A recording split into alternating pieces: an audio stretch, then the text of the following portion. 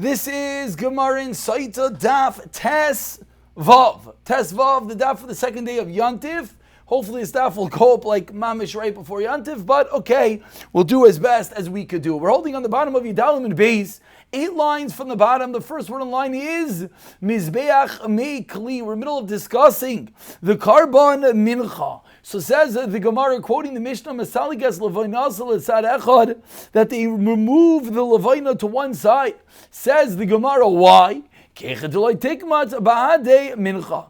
do they move the Levaina to one side? So that the Levaina should not be inside the Mincha. When the Kohen's going to take his Kamitza, take his 3 fingers worth, we don't want the Levaina to be in there. Kidid Tanan. As you learned in the Mishnah,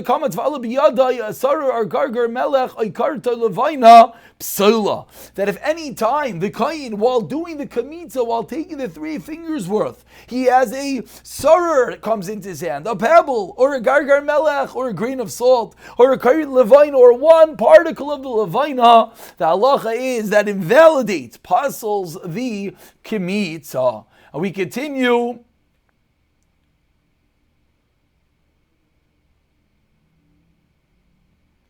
With the Gemara as it quotes the next part of the Mishnah, Shamna. And where is the place of the Kamitza? The place where there's a lot of oil with the flour over there. Everybody knows, apologies that the video is having issues. Umisalsa umishamna, migirsha umishamna. As the pasuk says, from the salsa, the flying wheat, and from the shamna, from the oil. And then the pasuk concludes, Migirsho Mishamna, from the barley flour, from the oil. So we see that the shemen, that the levaina, as it says, the shamna and the salsa shamna, is a critical ingredient. And the Gemara continues 4 lines from the bottom of Yidalim and Beis, and also the Klisharis and Mekadsh Klisharis.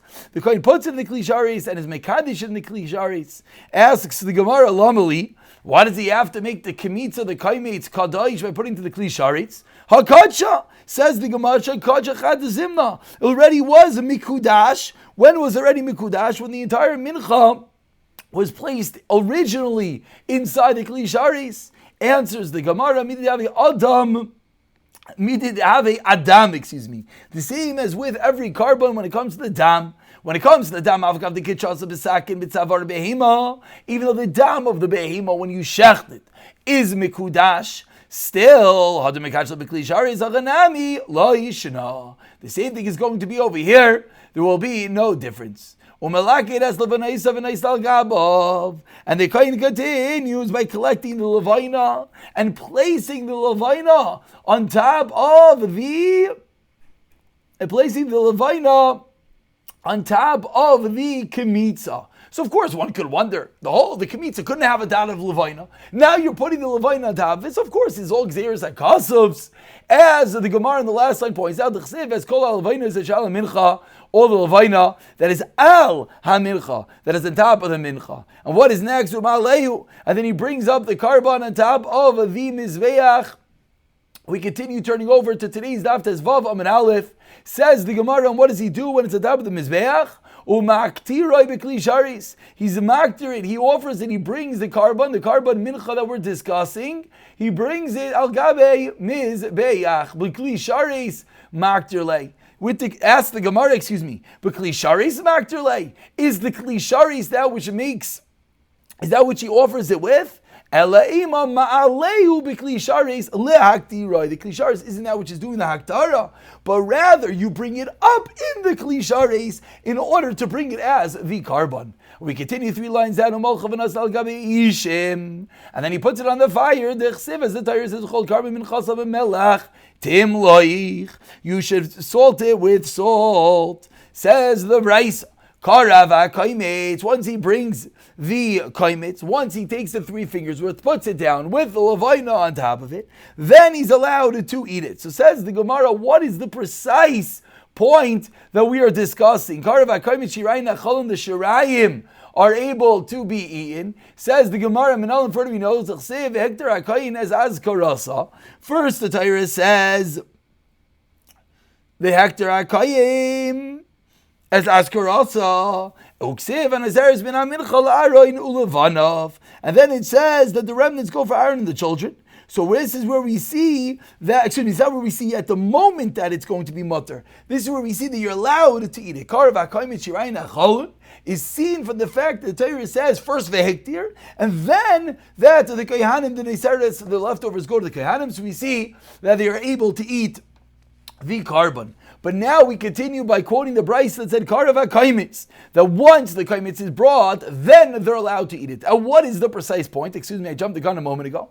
Explains the Gemara, Lamar Kedislay, Lamar Kedislay, Deitmar, as we learn in a Bryce and Menachas, like Kaimitz, Me'ema Saymatir Shirayim Bachila, at which precise moment is the mat of the Shirayim to eat it. Rav Chanina Amar, Misha Tishlait Bayar, and Rav Yechon Amar, Misha Titzis Ar Berubai. Rav Chanina says when the fire catches it a little bit, from the moment of that the carbon mincha is chapped on a little bit by the fire, at that precise moment you're allowed to eat the carbon. Whereas Rav Yechon says no, when the fire ignites the roiv har berubai, that's when you're allowed to eat it. We continue 10 lines down in the two dads. The Kohanim allowed to put inside their own personal mincha, oil, wine, and honey. My taima says, what's the reason? We learn that from the pasuk. Omar kra limashcha, that it's given to the Kohanim limashcha. What do we learn now from here? Ligedula. The way that kings eat, and therefore the way the kings eat is they mix together other gishmak ingredients, wine, oil, and honey, and therefore the Kohanim are allowed to do the same. It's only that is asr is for the carbon to become a chametz. Again, we already mentioned how apropos to be learning this during Pesach, the wonderful Sotah Torah, to be at the same time of the Yontif. Tersev, as the pasuk says, lo safa chametz chelkam, as the pasuk says that the chametz should not be in their portion, in their share. Amar Reish Lakish, Amar Shimon Lakish, afilu chalkan lo yisafu chametz. We darsh that even their portion should not be baked as chametz. We continue, we're at the two dots, approximately 20 lines down. The first one line is Lakish. Kol haminacha is quoting the next part of the Mishnah that taught us that every carbon mincha requires shemen and levayna. Says the Gemara, v'chol menachas tun shemen and levayna. Is that true? But what about the minchas chayte? What about the mincha, the special carbon mincha? Rashi explains, which is the carbon oila v'yoyred, which is a chatos, which is unsure what the avera is. The Rachmana Amar, that the Torah teaches us lo yasam ala shemen v'lo yitin ala levayna. You're not allowed to put shemen and levayna on it. So you're telling me that all the minchas you put shemen and levayna on it, but we see the carbon oil of the yared. You do not, asks the Gemara. Answers the Gemara, hachi kamar. This is what the Mishnah meant. Kol haminchais tuna shemen levayna ubayis min hachitin, and they come from chitin, they come from wheat, ubayis soles, and they come from fine flour. Afal pi, even though she'ena tuna shemen levayna, even though it does not require shemen levayna. When it comes to the minchas ha'imer, it comes in the barley, it's still tuna shemen levayna. Uba gerish, and it comes sifted flour. V'zu, but this minchas soita eina teuna lo shemen v'lo levayna, and uba min ha'sa'irin uba kamach. So we're changing around the Brisa. The Brisa amends our Mishnah, that even though our Mishnah seemed to have taught us that the shemen levayna is for each and every carbon, explains the Gemara over here that the shemen levayna really goes with the next part of the Mishnah, that it's not talking about kol haminchais anymore, it's not talking about all the karbanais, but rather it's a prat, it's a specific detail within that which we're discussing right now, which is the minchas ha'omer, in contradiction to the minchas hasoite, etc. Now, as classical Gemara often does, once we're on the topic of the minchas chayte, once we're discussing this, pardon the balloons keep on popping up, once we discuss this carbon mincha of the carbon oil of yared, we digress for a moment. Tanya, we learned in a brayso, we're about 20 lines down from the end of the Amud, hasairin is the first word. Amar Rav Shimon bedin hu shetei minchas chayte tuna shemen levayna. Really, the minchas chayte should require shemen levayna. Why? Because he didn't have Eira, so he shouldn't gain. He shouldn't gain by not having to spend more money in his carbon. But you know why you don't bring it? Because we don't want his carbon to be gishmak. We don't want his carbon to be mehudar. Ubedinu, furthermore, says the Braisu, a different chatas, the chatas for eating chaylev, which is the regular generic carbon chatas, the chatas for eating the forbidden fats, as well. Shetei chatas chaylev should require the nisachim so that he doesn't tune in the nisachim. Shetei chayte nischar. Omepnei ma'in antunin. Shetei carbon moder. Again, we don't want the carbon to be beautiful. Aval chatasoi shal mitzayra ve'ashmoi. But when it comes to the chatas of the mitzayra and the carbon asham of the mitzayra, the halacha is they do indeed tune in the nisachim v'she'ein bayin al chait, because they do not come for a chait. Says Mar, whoa, Aini, really? They don't come for a chait? There are 7 things that bring about nigayim, and the 7 things are 7 different aveiros. We know lashon hara is one of them. So why are you telling me that tzaras doesn't come for sins? Answers the Gemara, the nega, the affliction, the skin issue itself is the kapara. And kimaisi carbon l'shtairurei bekachenu dekamaisi. And the bringing of the carbon is not to give you the kapara. The bringing of the carbon is only to allow this person to be part of Klal Yisrael in its entirety and to eat karbanos in the future. Says the Gemara, wait, the very fancy lamdas. Belamiata chatas nazir to nisachim. The chatas of the nazir should be the same. It's also not coming for an aveiros. Like Rav Elazar kfar damar nazir nami chaitu. So we're going with the shita of the Elazar kfar, which we spoke about extensively in the Gemara in Sotah, which he holds that every nazir indeed is doing a aveira. We continue quoting the Mishnah, which quotes Rav Gamliel. Rav Gamliel, Laimer, Kisheim. Just like this Sotah's action was of an animal, so too her offering is an animal. That because the Nazir acted inappropriately, therefore the carbon of the Nazir is also of inferior quality. So says the Gemara, 2 lines on the bottom on Tezvav and Aleph Tani, we learned in a Brayso. Amrlen Rav Gamliel Chachamim. Rav Gamliel said to the Chachamim, Soifrim, scholars, Talmidei Chachamim, Hinichali V'Adrashana. Let me learn as Kimin Chaymer. A statement you probably heard many times the Darshan say. What does it mean, Kimin Chaymer? It means let me Darshan something beautiful. Before we turn over the page, let's zoom in on Rashi for a moment. The Rashi says, what's a Chaymer? Vushal Zav. It's a jewel of gold. V'chaismin by Shnei Tzavari Chalik L'noi. It's something beautiful. So Rav Gamliel says on this statement that we're quoting that the Sotah didn't have Eira and therefore she has to bring a carbon of a behema. Says Rav Gamliel, let me darshan how this makes sense as we turn over to Tezvavim and Abei. Says Rav Gamliel, Tishamelei l'Rameir. The Gemara interrupts and says, why did Rav Gamliel say this? Tishamelei l'Rameir, the Gamar, Gamliel heard the Rameir said, Hayachilasai madani oilam.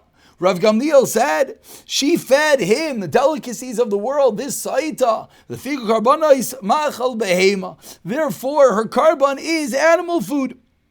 And that's the reason why the carbon of the mincha is of barley, animal food. So Amar Loi, Rav Gamliel responds to Rameir, Hatinach Ashira Einiyah. You're at Atinach Ashira. That makes sense for the Ashira. A wealthy woman who perhaps fed this Maisa Zunos with what? With something Gishmak. But Aniya Michael Amemar, what are you going to say about a poor person who potentially didn't have Eira? El Kashem Shemaisel Maisa Behema, Karkrabana is Maisa Behema. Not only necessarily due to the fact that she fed him delicacies, but even if she didn't feed him delicacies, just the mere fact that she acted like a behema, explains the Gemara, is the reason that her carbon that she brings is of a behema, which we said means of barley. And we continue with the Mishnah, Tezvav and Beis, 5 lines down, says the Mishnah, continuing what the Sotah does, Hayamevi, what would the Sotah bring? Piyali Shacharas, an earthenware, a little vial, and the Kayin will put inside of it a half a lug of water from where? Min HaKiyar. Rav Yudam Ravias was Ravias Kashim Mimayet. B'chsaf, says the Mishnah, just like Rav Yehuda is memayit, the amount that's written, as we'll see on the scroll, kach memayit v'mayim, so too he minimizes the amount of water. Excuse me, when it says revius, it doesn't mean a full revius, it means a revius of a lug.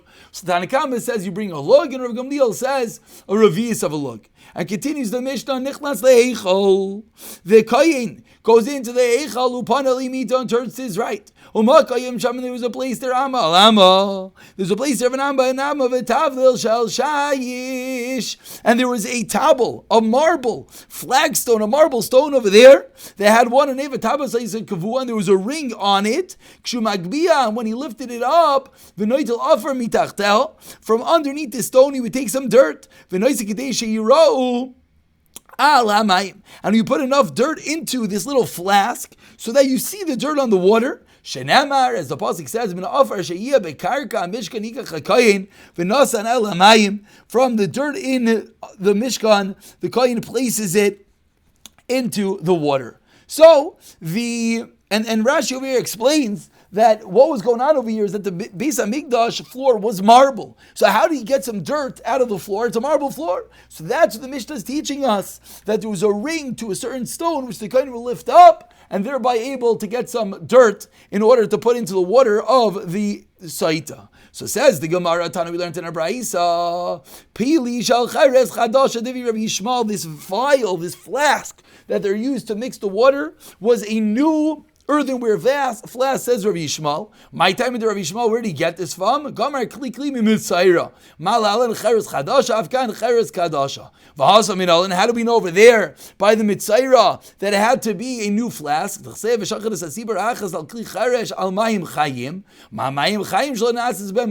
like the water is water, that no malacha was done with this water. When it says mayim chayim, so to the vessel of the mitzayra has to be the one that was not done any work with it. And Rishmal Darshins, that's going to be the same thing by us when it comes to the Sotah. Has to be an earthenware flask, then no work was done with it, brand new. Says the Gemara, says, I don't understand. If we're equating the Sotah to the Mitzayra, it should be the same type of water. Answers the Gemara, Rabbi Yishmael Achanami. You're right, according to Rabbi Yishmael. Indeed, the water that we're using, the water is indeed Mayim Chayim. Damar Rav Yochanan Meikiyar, Rabbi Yishmael Amar Meim Mayanin. What is the status of the water inside the kiyar? Rabbi Yishmael holds that the status of Mayim Chayim had the status of a mayan, of a spring of natural water. It